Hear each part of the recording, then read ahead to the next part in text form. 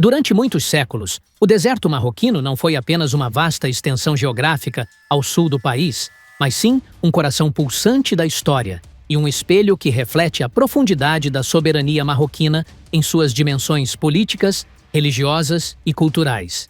No entanto, essa terra transformou-se em um dos conflitos regionais mais complexos do século XX. Um conflito onde se entrelaçam fios coloniais, com ambições geográficas e ilusões de independência. Entre os papéis dos tratados coloniais e a tradicional aliança de lealdade ao trono alauíta, entre a Marcha Verde e as resoluções do Conselho de Segurança, trava-se uma longa batalha sobre quem detém a legitimidade histórica e a realidade no terreno do Saara. Um conflito que não se limita a mapas e textos jurídicos, mas que penetra no sentimento dos povos e cruza alianças internacionais, movimentos da ONU e apostas regionais complexas.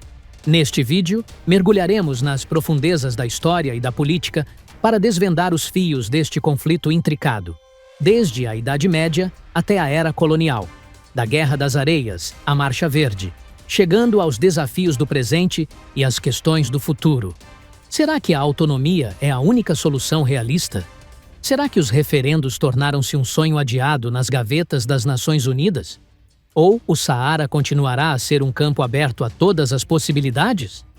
Fiquem conosco até o final e não se esqueçam de apoiar-nos com um like no vídeo e inscrevendo-se no canal para receber todas as novidades.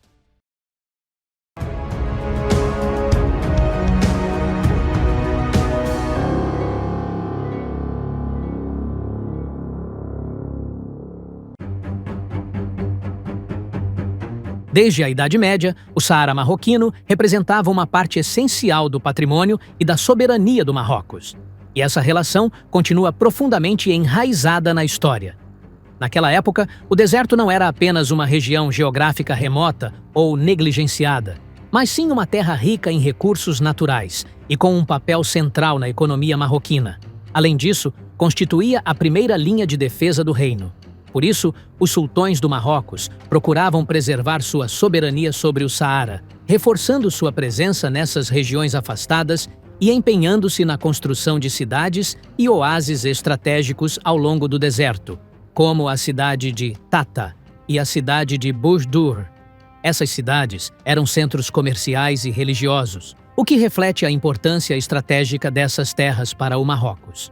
Os sultões marroquinos tratavam o Saara como parte integrante do reino e se esforçavam para fortalecer as relações políticas e sociais com as tribos saarianas que viviam nessas regiões.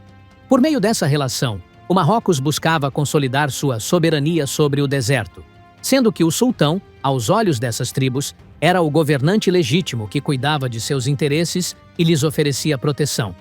Dentro do sistema social e político vigente no Saara, a Bai'a, Aliança de Lealdade, constituía o elo fundamental entre o Marrocos e as tribos saarianas. Apesar de essas tribos estarem espalhadas por regiões vastas e remotas, os laços da Bai'a concediam ao sultão marroquino o direito de controlar esses territórios.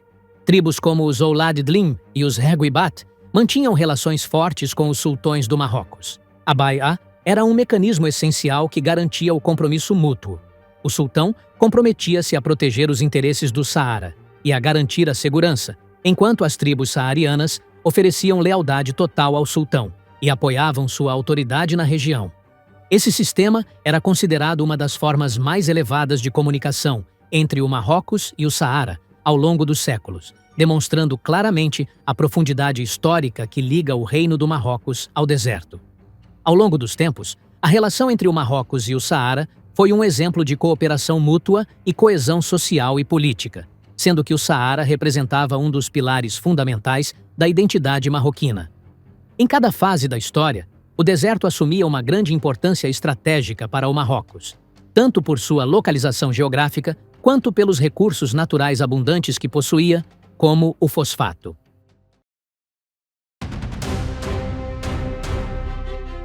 A Espanha começou a estender sua influência sobre o Saara Ocidental em 1884, após declarar sua soberania sobre a região de Oued Edaheb, no contexto da expansão colonial europeia que se seguiu à Conferência de Berlim.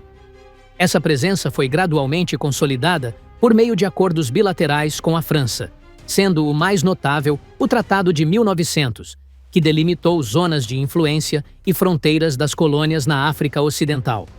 Nas décadas seguintes, a Espanha procurou impor seu controle administrativo e militar sobre o território, mas enfrentou uma forte resistência por parte das tribos saarianas, que rejeitavam o domínio colonial.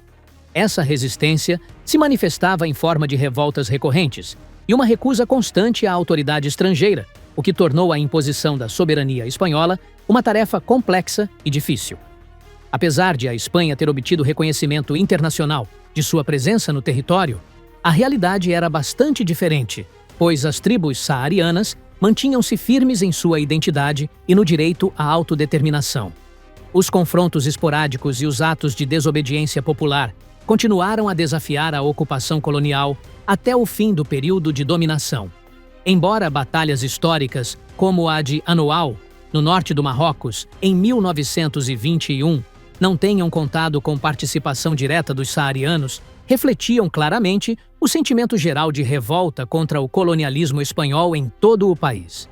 No Saara Ocidental, a resistência continuou sob diversas formas, atingindo seu auge nos anos 70 com o surgimento de movimentos organizados que buscavam pôr fim à ocupação, sendo o mais proeminente a Frente Polisário, fundada em 1973, que pegou em armas contra o colonizador espanhol, exigindo a independência total do território. O fim oficial da presença espanhola ocorreu em novembro de 1975, com o Acordo Tripartido de Madrid, que transferiu a administração do território para Marrocos e Mauritânia.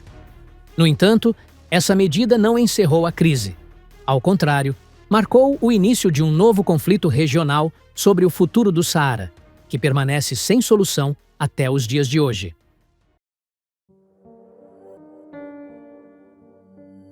Após a retirada da Espanha do Saara Ocidental em 1975, o território entrou numa nova fase de conflito com dimensões regionais e internacionais. Nesse mesmo ano, o Marrocos organizou a Marcha Verde, uma grande mobilização pacífica que contou com a participação de mais de 350 mil marroquinos, com o objetivo de afirmar a soberania marroquina sobre os territórios saarianos. Essa ação teve um peso simbólico e estratégico significativo, alterando o equilíbrio de forças no terreno. Paralelamente, o Marrocos entrou em confronto direto com a Frente Polisário, que recusava qualquer partilha do território e exigia a criação de um Estado independente, contando com o apoio principal da Argélia. O conflito evoluiu para uma guerra armada que durou mais de 15 anos, durante a qual ambas as partes utilizaram todos os meios militares disponíveis, resultando em milhares de mortos e um grande número de civis deslocados. Durante os anos de guerra, o Marrocos construiu o chamado Muro de Defesa de Areia, que se estende por milhares de quilômetros, com o objetivo de proteger as áreas sob seu controle. Enquanto isso, a Frente Polisário continuou a realizar ataques surpresa a partir de posições situadas além do muro, o que agravou o estado de exaustão e prolongou o conflito. Em 1991, os esforços das Nações Unidas conseguiram estabelecer um acordo de cessar-fogo entre as partes, que previa a criação da Missão das Nações Unidas para o Referendo no Saara Ocidental, MINURSO, com a tarefa de supervisionar o fim das hostilidades e organizar um referendo de autodeterminação. No entanto, esse referendo nunca chegou a ser realizado devido a divergências sobre as listas de eleitores e os critérios de votação. Apesar das décadas que se passaram desde o cessar-fogo, o conflito continua em aberto.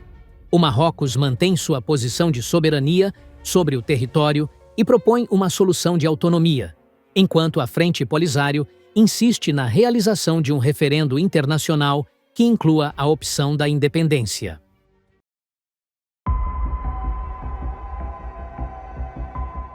Com o passar do tempo, o referendo de autodeterminação transformou-se no ponto central dos esforços das Nações Unidas para resolver o conflito. Apesar das promessas da ONU de organizar o referendo com base num plano claro, sua realização sofreu diversos atrasos devido a profundas divergências sobre quem teria direito a votar. Essas disputas tornaram-se um dos principais obstáculos no caminho político, já que o Marrocos insistia que a autodeterminação deveria ocorrer dentro do quadro de sua soberania, e, portanto, o referendo só poderia incluir os marroquinos saarianos que já vivem na região. Por outro lado, a Frente Polisário mantinha firme sua posição de que o referendo deveria possibilitar a independência total do território, considerando qualquer outra proposta como uma renúncia ao direito de autodeterminação. Essas divergências fundamentais entre as partes ficaram evidentes nas várias propostas apresentadas ao longo dos anos. Enquanto o Marrocos propunha a autonomia como uma solução realista sob sua soberania, considerada por Rabat como a solução final, a Frente Polisário e a Argélia insistiam que qualquer solução que não garantisse a independência plena do Saara Ocidental era inaceitável. Apesar de uma parte significativa da comunidade internacional ter mostrado apoio à proposta marroquina, considerando a autonomia uma abordagem positiva rumo à resolução do conflito, essa proposta foi categoricamente rejeitada pela Frente Polisário, que continuou a ver o referendo como o único mecanismo legítimo para o exercício do direito à autodeterminação. Com o passar dos anos, a ideia do referendo passou a parecer uma miragem política, pois mais de 3 décadas após o cessar-fogo, ainda não foi realizado nenhum plebiscito. Até hoje, a missão da ONU para o referendo no Saara Ocidental, MINURSO, permanece no território. Mas o processo de votação, que deveria ser o pilar da solução, nunca foi implementado. E as perspectivas políticas para um acordo futuro continuam incertas e nebulosas. Apesar das reiteradas afirmações das Nações Unidas sobre a realização do referendo, o conflito continua devido aos desafios jurídicos e políticos que cercam esse processo. Em determinado momento do impasse, o secretário-geral da ONU, Antônio Guterres, chegou a propor uma divisão do território como solução possível. No entanto, essa proposta foi fortemente rejeitada tanto pelo Marrocos quanto pela Frente Polisário.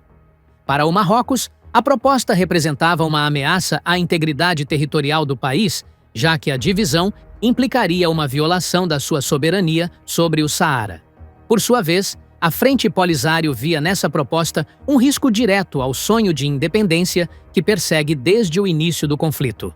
Com o prolongamento do impasse em torno do referendo, houve uma mudança nas propostas apresentadas.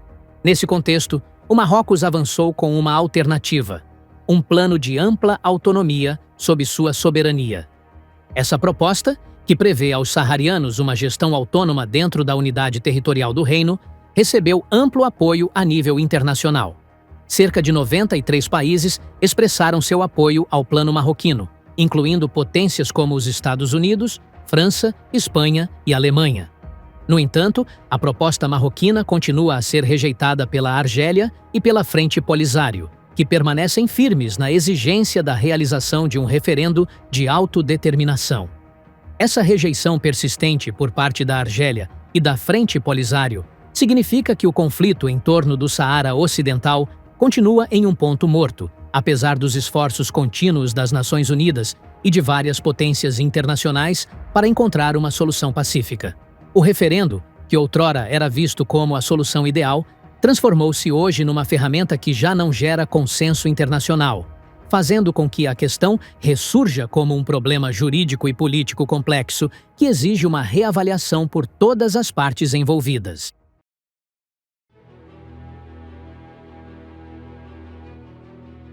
O conflito no Saara marroquino nunca esteve isolado das grandes transformações na política internacional, permanecendo constantemente inserido numa rede de interesses e alianças que moldam o equilíbrio estratégico no norte da África. Desde os primórdios da disputa, a posição da comunidade internacional caracterizava-se por cautela e uma relativa neutralidade. No entanto, os últimos anos testemunharam mudanças marcantes nas posições das grandes potências, refletindo a evolução de suas prioridades estratégicas na região. A mais notável dessas mudanças foi a posição dos Estados Unidos. Em dezembro de 2020, durante a administração do presidente Donald Trump, os Corsair anunciaram o reconhecimento oficial da soberania do Marrocos sobre o Saara Ocidental, em troca da retomada das relações diplomáticas entre o Marrocos e Israel no contexto dos Acordos de Abraão. Esse reconhecimento representou uma virada sem precedentes na posição de uma potência influente no Conselho de Segurança da ONU, dando um forte impulso à posição marroquina e reconfigurando o cenário diplomático regional. A França, por sua vez, sempre foi uma aliada tradicional do Marrocos, embora sua linguagem diplomática tenha permanecido equilibrada, levando em conta também sua relação com a Argélia. Contudo, com o aumento das tensões regionais, Paris passou a manifestar apoio mais explícito à proposta marroquina de autonomia, considerando-a a solução mais realista para o conflito. Já a Espanha, historicamente em uma posição sensível devido ao seu passado colonial no Saara, surpreendeu em 2022 ao declarar oficialmente seu apoio à proposta de autonomia marroquina. Essa decisão causou uma grave crise diplomática com a Argélia, que viu no gesto espanhol um alinhamento inaceitável com Rabat. No âmbito da União Europeia, observa-se um crescente reconhecimento tácito da soberania do Marrocos sobre o Saara, evidenciado pela assinatura de acordos comerciais e agrícolas que incluem os territórios saarianos. Embora esses acordos tenham gerado controvérsia em algumas instituições europeias, particularmente no Parlamento Europeu, sua aplicação prática indica uma aceitação crescente da realidade no terreno. Quanto à Argélia, principal apoiadora da Frente Polisário, tem intensificado seus esforços para angariar apoio dentro da União Africana e em fóruns internacionais a favor do projeto de independência. No entanto, a diminuição do apoio em várias capitais africanas e a abertura de consulados em Laayoune e Dakhla por parte de vários países africanos refletem um recuo no impulso diplomático da narrativa separatista.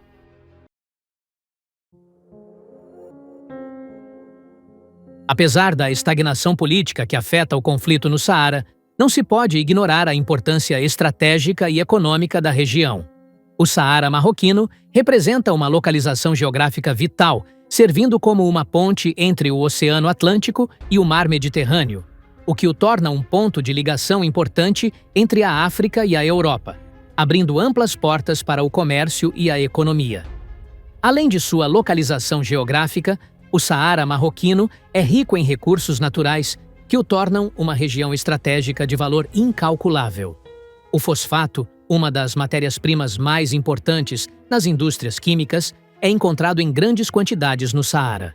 A região também contém urânio, uma fonte de energia essencial para as indústrias nucleares. Esses recursos fazem do Saara uma fonte econômica vital para o Marrocos. A importância do Saara, no entanto, não se limita aos recursos naturais. Ela se estende às atividades marítimas, que são fundamentais para a economia da região.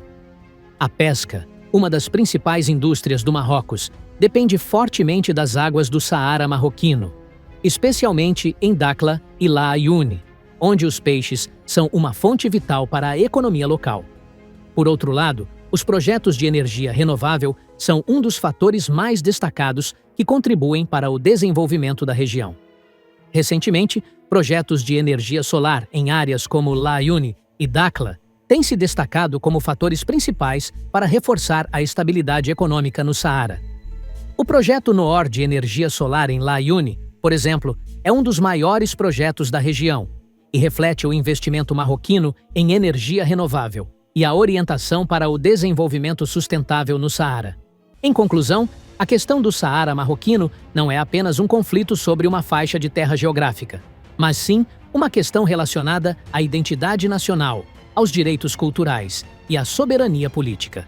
Com o passar do tempo, torna-se evidente que a solução para o Saara pode não vir por meio de um referendo popular, como se esperava, mas sim através de uma solução realista que se adapte às circunstâncias atuais e leve em conta os interesses de todas as partes envolvidas. E assim, chegamos ao final do vídeo de hoje. Não percam a oportunidade de acompanhar todas as novidades, inscrevendo-se no canal e ativando o sininho para receber tudo em primeira mão.